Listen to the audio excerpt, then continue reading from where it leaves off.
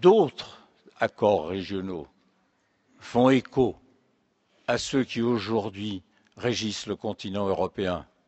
Cela est vrai pour la Convention interaméricaine des droits de l'homme, avec le protocole de 2000, ratifié aujourd'hui par de très nombreux États. Et je rappelle que le continent américain tout entier, à l'exception, hélas, combien douloureuse à rappeler, des États-Unis et de quelques petits États des Caraïbes, tout le continent américain, aujourd'hui aussi, a banni la peine de mort. Cela est aussi inscrit dans la Charte africaine des droits de l'homme qui vous doit tant, cher Président, et qui aussi proclame le principe du respect du droit à la vie. Il reste encore à faire sur votre grand continent, mais je salue votre exemple et je sais tout ce que l'on doit à votre action pour que le Sénégal devienne un État abolitionniste, un des premiers sur le continent africain. Voilà pour les accords régionaux. Mais il faut prendre la mesure aussi de la marche mondiale vers l'abolition, c'est-à-dire de l'action dans le cadre des Nations unies. Nous avons à cet égard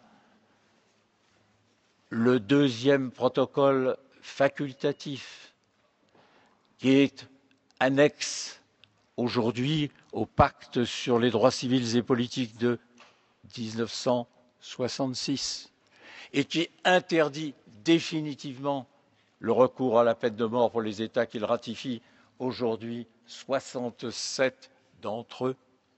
Nous avons, comme l'a rappelé si justement le ministre italien, nous avons aussi, si symbolique, si significatif, le traité de Rome créant la Cour pénale internationale après qu'aient été créés les tribunaux pénaux internationaux pour l'ex-Yougoslavie et le Rwanda, statut de Rome, qui, s'agissant des pires crimes qui se puissent commettre à la surface de cette terre, les génocides, les crimes contre l'humanité, interdit le recours à la peine de mort contre leurs auteurs, assurément à Rome en 1988.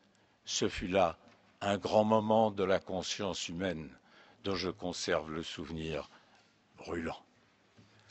Et puis nous avons, dans les dernières années, le mouvement initié par l'Italie, puis repris par la totalité de l'Union européenne, conduit fermement par l'Union européenne à la tête de laquelle vous êtes aujourd'hui, cher président Zapatero, pour obtenir moratoire partout dans le monde aux exécutions. Nous savons que ce moratoire, à deux reprises, a recueilli des résolutions favorables de l'Assemblée générale des Nations unies. En 2007, on comptait 104 voix favorables au moratoire aux Nations unies. En 2008, 106. Nous verrons ce qu'il va advenir maintenant. Mais là encore, par ces votes, nous voyons que l'abolition est majoritaire et que la marche vers l'abolition universelle, ce progrès de l'humanité, cette marche-là continue en avant. Alors évidemment, il reste des citadelles, il reste des forteresses de la peine de mort, il reste des États comme la Chine, comme les États-Unis, comme les États islamistes qui, hélas, dans le Proche-Orient, vont croissant vers la pratique de la peine de mort, y compris contre les femmes, y compris contre ceux qui étaient des mineurs pénaux, au mépris des conventions internationales, y compris, et je pense particulièrement à l'Iran, contre les opposants politiques. C'est là où se situe aujourd'hui le vrai combat.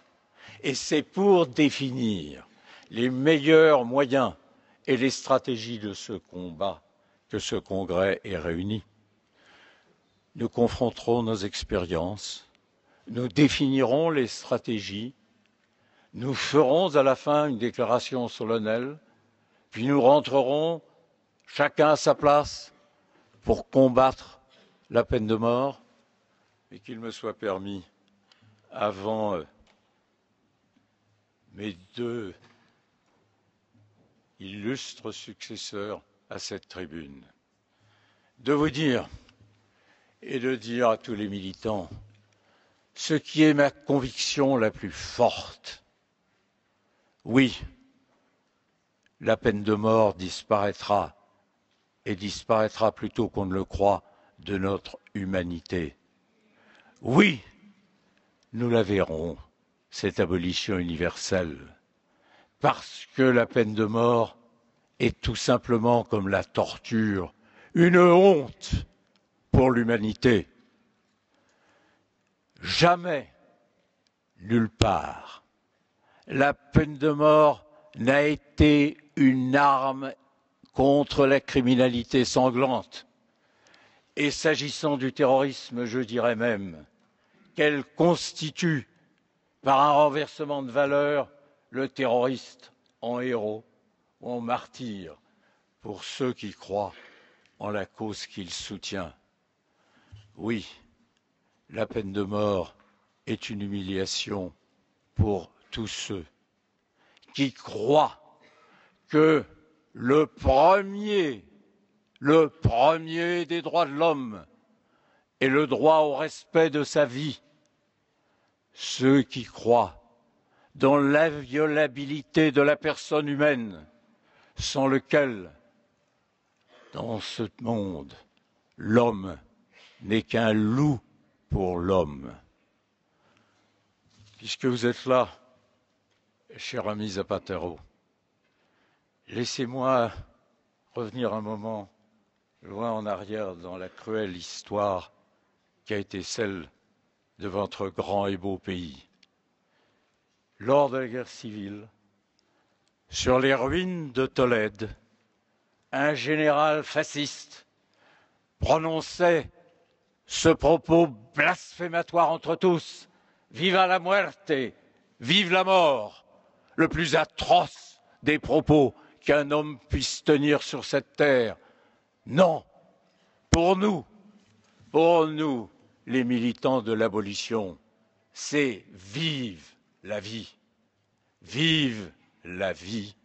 et demain, vive l'abolition universelle. Merci.